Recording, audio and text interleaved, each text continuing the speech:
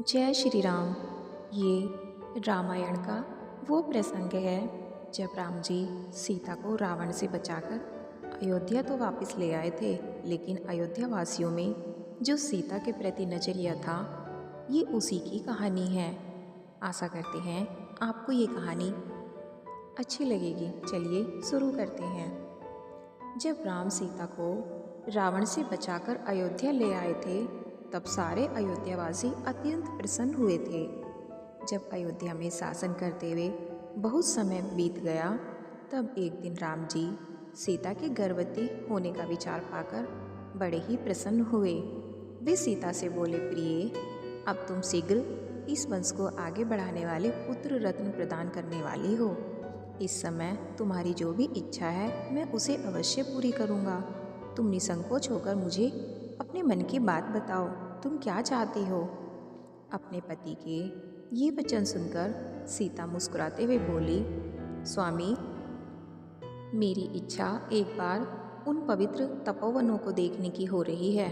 मैं कुछ समय उन महर्षि तपस्वियों के पास रहना चाहती हूँ, जो फल फ्रूट खाकर ही गंगा के तट पर तपस्या करते रहते हैं।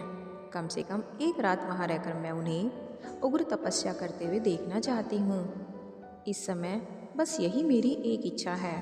सीता की ये बात सुनकर रघुनंदन बोले, सीते, मैं तुम्हारी इच्छा अवश्य पूरी करूँगा।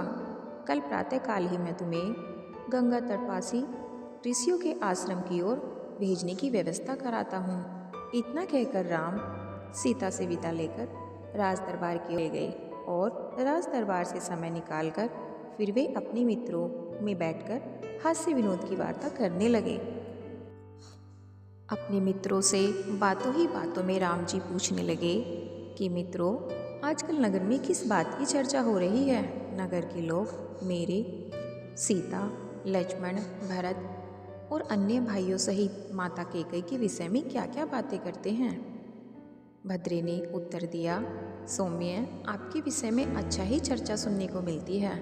दशग्रीव पर जो आपने विजय प्राप्त की है, उसको लेकर सब लोग आपकी खूब प्रशंसा करते हैं। आपकी वीरता की कहानी अपने बच्चों को बड़े उत्साह से सुनाते हैं। राम जी बोले, भद्रे, ऐसा नहीं हो सकता कि सब लोग मेरे बारे में सब अच्छी ही बातें करें। कुछ तो ऐसे भी होंगे जो उन्हें हमारी बात अच्छी नहीं लगती होगी। इस संसार में सभी तरह के लोग हैं, इसलिए तुमने जो कुछ भी उनसे सुना हो मुझे तुम निसंकोच होकर बता सकते हो।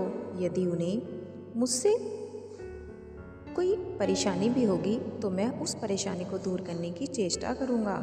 यह सुनकर भद्रे बोला, स्वामी, वे कहते हैं कि श्री राम ने समुद्र पर पुल बांधकर बड़ा ही अद्भुत कार्य किया है, जिसे देवता भी नहीं कर सकते थे। रावण को मारकर उन्होंने वानरों को भी वश में कर लिया, परंतु एक बात समझ नहीं आती। रावण को मारकर उस सीता को घर ले आए, जो इतने दिनों तक रावण के पास रही। फिर सीता से घृणा करने के बजाय उन्होंने उसे कैसे अपने पास रख लिया, ये बात समझ से बाहर है। भला वहाँ रहकर क्या सीता का चरित्र पवित्र रहा होगा? अब प्रजाजन भी ऐसी स्त्रियों को अपने घरों में रखेंगे तो आमजन क्या करेंगे? जैसा राजा करता है, प्रजा भी तो वैसा ही करती है। इस प्रकार सारे नगर में भिन्न भिन्न प्रकार की बातें हो रही हैं महाराज। अन्य साथियों ने भी कहा, हाँ महाराज, हमने भी ऐसी बातें लोगों के मुख से सुनी हैं। सबकी बात सुनकर राम जी ने उन्हें विदा किया और इस विषय पर गंभीरतापूर्वक विचार करने लगे। फिर उन्होंने सोचा, अपने तीनों भाइयों को बुलाकर मैं उनसे विचार विमर्श करता हूँ। तभी उन्होंने अपने तीनों भाइयों को बुलाया और अपने और सीता के प्रति नगर में जो बातें चल रही हैं उनके बारे में बताया। लक्ष्मण, तुम तो जानते हो कि सीता ने अपने चरित्र की पवित्रता सिद्ध करने के लिए सबके सामने अग्नि में भी प्रवेश किया था, और उस समय स्वयं अग्निदेव ने उन्हें निर्दोष बताया था। लेकिन अयोध्या में यह अपवाद फैल रहा है और लोग मेरी निंदा कर रहे हैं। मैं लोक निंदा के भय से अपने प्राणों को और यहाँ तक तुम्हें भी त्याग सकता हूँ। फिर सीता का परित्याग करना तो मेरे लिए कोई कठिन काम नहीं है। इसलिए लक्ष्मण, कल प्रातःकाल तुम सारथी सुमंत के साथ सीता को ले जाकर राज्य की सीमा से बाहर छोड़ आना। गंगा के उस पार तमसा के तट पर महर्षि वाल्मीकि का आश्रम है, उसके निकट ही तुम उन्हें छोड़ आना। मैं तुम लोगों को अपने चरणों और जीवन की शपथ देता हूँ, मेरे इस निर्णय के विरुद्ध कोई मुझसे कुछ नहीं कहेगा। सीता ने वैसे भी गंगा तट पर ऋषियों के आश्रम को देखने की इच्छा जाहिर की थी। उनकी यह इच्छा भी पूरी हो जाएगी।